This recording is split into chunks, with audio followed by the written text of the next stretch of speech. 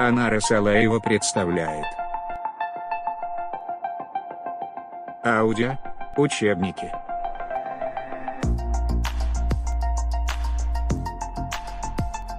Уважаемые зрители, если вам нравятся наши видеоуроки, то ставьте лайк и подписывайтесь на наш канал.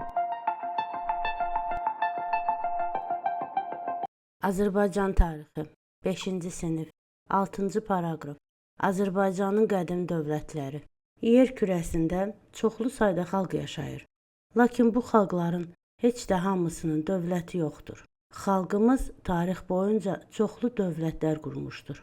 Tarixi Azərbaycan torpaqları Dərbənddən başlayıb Zəncana və Həmədana qədər uzanır. Onun ərazisi 400 min kvadrat kilometrdən çoxdur. Araz çayı vətənimizi iki hissəyə bölür.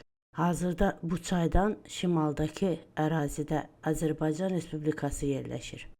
Azərbaycan torpaqlarının böyük hissəsi Araz çayından cənubda yerləşdiyinə görə həmin ərazi Cənubi Güney Azərbaycan adlanır. Maraqlıdır ki, Azərbaycanda ilk dövlətlərdən biri olan Manna məhz Urmiya gölü hövzəsində yaranmışdır. Urmiya gölü ətrafındakı torpaqlar bərəkətli idi. Əkinçilər taxıl, arpa və müxtəlif bitkilər becərir, bağçılıqla məşğul olurdular.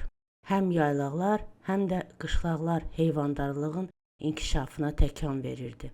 O dövrün mənbələrinə görə burada qoyun, quzu və malqara sürülərinin at ilxılarının sayı hesabı yox idi.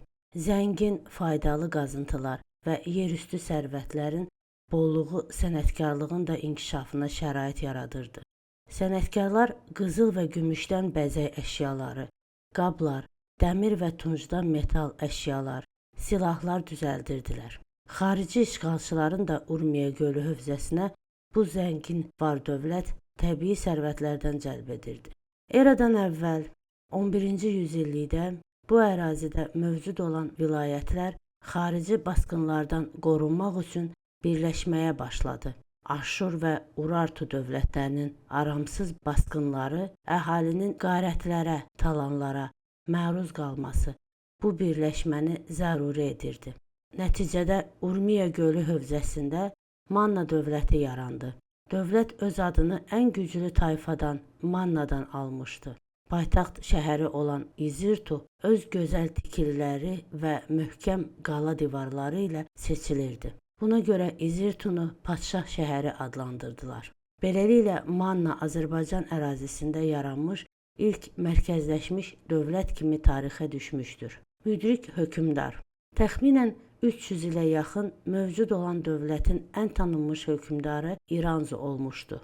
O güclü Aşur və Urartu dövlətlərinin əhatəsində öz dövlətini dağıdıcı hücumlardan qorumağa çalışırdı. İranzunun qarşısında iki mühüm məsələ dururdu. Ölkədə sabitlik və birlik yaratmaq, xarici basqınlardan qorunmaq.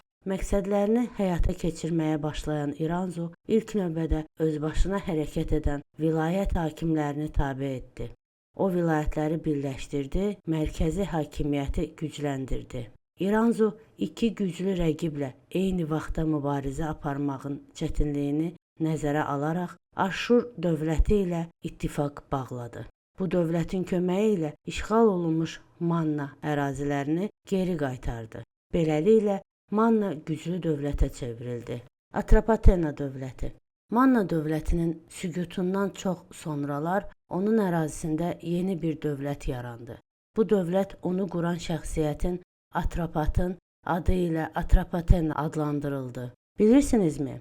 Bəzi alimlər Azərbaycan adını da Atropatenanın adı ilə bağlayırlar. Onların fikrincə Atropatena sözü zaman keçdikcə şəklini dəyişmiş Aturpatkan, Adarbayqan və tədricən Azərbaycan formasına düşmüşdür. Bəs adı dövlətə verilən bu məşhur şəxs kim idi? Eradan əvvəl 4-cü yüzillikdə şərq əraziləri Makedoniyalı İskəndərin yürüşlərinə məruz qalmışdı. Atropat o zaman həm Azərbaycanın cənubunu, həm də şimalında Araz çayı ətrafı əraziləri idarə edirdi. Azərbaycan tayfaları onun rəhbərliyi altında Makedoniyalılara qarşı cəsarətlə döyüşürdü. Lakin bu qüdrətli sərkərdəyə qalib gəlmək mümkün olmurdu. Düşmən olsalar da Makedoniyalı İskəndər Atropatın cəsarətini, mərdliyini görüb onu Azərbaycan torpaqlarının hakimi kimi tanınmışdı. İskəndərin ölümündən sonra onun qurduğu dövlət parçalandı. Bundan istifadə edən Atropat Azərbaycanın cənub torpaqlarında yeni bir dövlət yaratdı. Dövlətin paytaxtı Qazakı şəhəri idi. Atropatdan sonra hakimiyyətə gələnlər də ənənəyə sadiq qaldılar. Onlar dövlətin müstəqilliyi uğrunda mübarizə aparmış, qonşu dövlətlərin basqınlarının qarşısına almış, dövlətin uzun müddət yaşamasına nail olmuşdular. Atropatena hökmdarlarından biri hətta güclü Roma qoşununu məğlub etmiş, düşmənin döyüş bayraqlarını ələ keçirmişdi. Atropatenada təsərrüfat yaxşı inkişaf etmişdi. Buradan beynəlxalq ticarət yolları keçirdi. Çindən, Hindistandan gələn tacirlər bu ölkənin ərazisindən istifadə edirdilər. Yerli sənətkarlar öz məhsullarını bu tacirlərə satır, xeyli qazanc əldə edirdilər.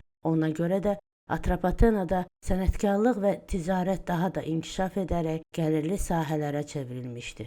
Şəhər həyatı canlanmışdı. Ən uzun ömürlü dövlətimiz Albaniya. Atropatena dövləti ilə demək olar ki, eyni dövrdə Aras çayından şimalda Albaniya dövləti də yaranmışdı.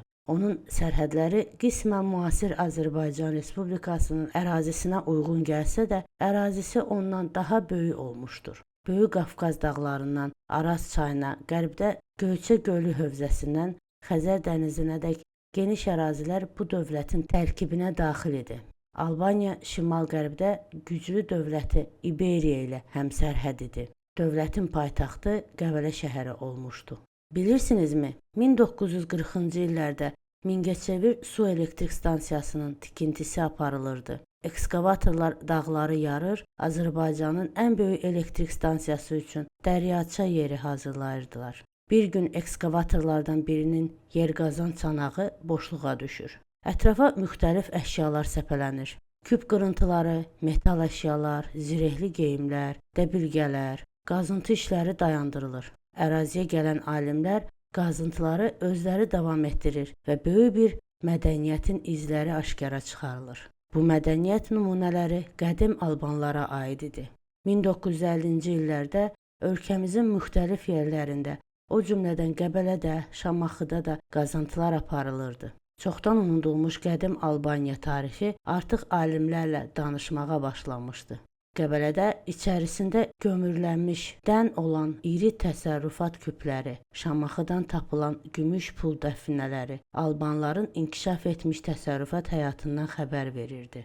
Yazılı mənbələrlə yanaşı tapılan maddi mədəniyyət nümunələri alimlərə Albaniya tarixini bərpa etməyə imkan yaratdı. O dövrə aid qəbilələrdən də müxtəlif əşyalar aşkar edildi. Qədim Roma, Yunan müəlliflərindən biri yazırdı. Onlar da dəvə olduqca çoxdur. Dəvənin gözəl yunu vardır. Onun yunu çox zərifdir. Bu yundan tikilmiş paltarı ən varlı şəxslər geyinirlər. Qəbir abidələrindən yun parça ilə yanaşı kətan parça qalıqları da tapılmışdır. Yun və kətan parçalar hansı sənət sahəsinin inkişafından xəbər verir? Dünya ticarət yollarının bir qolu da Albaniya ərazisindən keçirdi.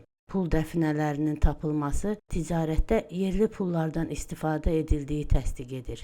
Ölkənin zəngin sərvətləri, əlverişli coğrafi mövqeyi, xarici qüvvələrin diqqətini cəlb edirdi. Albaniyanın işğal etməyə çalışan Roma dövləti buraya bir neçə dəfə qoşun yeritmişdi. Lakin əcdadlarımız buraya hücum etmiş, Roma qoşunlarına qarşı cəsarətlə mübarizə aparmışdır. Romalılar sülh bağlayıb Albaniyanı tərk etmişlər.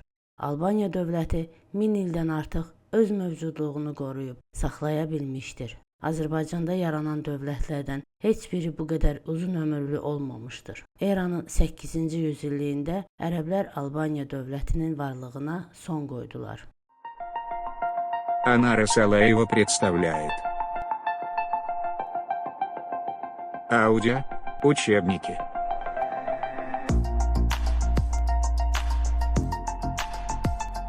Уважаемые зрители, если вам нравятся наши видеоуроки, то ставьте лайк и подписывайтесь на наш канал.